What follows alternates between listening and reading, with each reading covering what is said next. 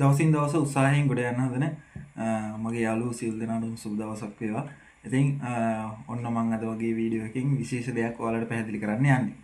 ඉතින් මොනවද කියලා ගත්තොත් මොනවද මේ හම්බම් පුවක් කියන්නේ? ගොඩක් අය දන්නවා මේ ශේත්‍රයේ ඉන්න නැත්නම් දේශීය වසූල අපනයන භෝග එකතු කරන පැත්තේ ඉන්න අය ගොඩක් අය දන්නවා මොකද මේ හම්බම් පුවක් ගෙඩිය කියන්නේ. එතකොට මේක නොදන්න අයට තමයි මම මේක පැහැදිලි කිරීමක් කරන්නේ.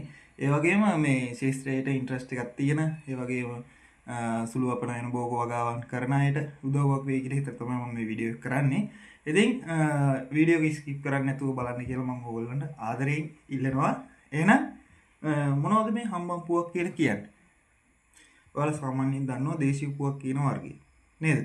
මේක සාමාන්‍යයෙන් උස අඩි 40ක වගේ ඒ වගේ විහිදෙන ගහක හැදෙන ගහක පළදාව තමයි මේ නේද? මේවට සාමාන්‍යයෙන් රබ්බර පුවක් ඒ වගේම දේශීය පුවක් නැත්නම් වල් පුවක් කියලා ගොඩක් අය කියනවා. ඊට පස්සේ ගත්තොත් ඒක මේ මම ඔයාලට කපාපු ගෙඩියකුත් පෙන්නන්න. මෙන්න මේ වගේ මදේ හොඳ ශක්තිමත් බවකින් තියෙනවා. ඒ වගේම මේ පොත්ත තියෙනව නේද? පොත්තත් ටිකක් අර ලොකුවට ඝනකමක් නැහැ. නමුත් ශක්තිමත් බවක් තියෙනවා. පැහැදිලිද? ඉතින් මෙන්න මේ කියන පුවක් අපි සාමාන්‍යයෙන් සීසන් එකේදී කරුංක වලට සහ පුවක් අපි වතුර දාන්න ඒ වගේ වැඩවලට අපි යොදා ගන්න. ඊට අමතරව ගත්තොත් රට පුවක් ඔයාලා දන්නවද? මගේ page එක follow කරන අය YouTube channel එක බලන අය ගොඩක් අය දන්නවා රට පුවක් ගැන. ඉතින් මම මේ පෙන්නන්න ගෙනාවා ඉතින් රට පුවක් ගෙඩියකුත් සහ දේශීය පුවක් ගෙඩිය අතර ඔයාලා වෙනස හඳුන්වනවා ගොඩක් අය. නේද?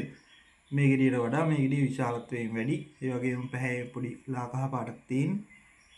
තිත් ගතියකුත් තියෙනවා. ඒ වගේම මේක මේ අර බිත්තරයකට ආසන්න හැඩයක් වගේ රවුම් හැඩයක් තමයි මේකේ දක්නට ලැබෙන්නේ. නේද? ඉතින් මෙන්න මේ කියන ලක්ෂණත් එක්ක රටපුවක් ගෙඩිය අඳුර ගන්න පුළුවන්. ඒ වගේම මම රටපුවක් ගෙඩිය කපාපු ගෙඩියක් ඔයාලට පෙන්නන්න.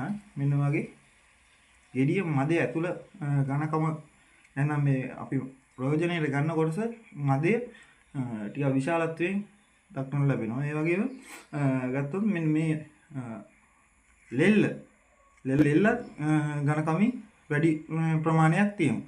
ඉතින් මෙන්න මේ කියන ලක්ෂණ එක්ක ඔයාලට දේශීය පුවක් සහ රට පුවක් හඳුනා ගන්න හැකියාව තියෙනවා. ඉතින් මොකද්ද මේ හම්බම් පුවක් කියන්නේ? ඒතර හම්බම් පුවක් කියන වර්ගයේ විශේෂත්වය මොකද්ද? මම ඔයාලට පැහැදිලි කරන්නම් ඒ ගැන. ඉතින් මේ තමයි හම්බම් පුවක් කියන ගෙඩිය. හොඳට බලා ගන්න පුළුවන්. මේකේ මේ අර සාමාන්‍ය රට පුවක් ගෙඩිය හා සමාන වුණාට ඒකේ ඊට වඩා දිගටි හැඩයක් තමයි තියෙන්නේ. මේ මම කපාපු ගෙඩියකුත් ඔයාලට පෙන්නන්නම්.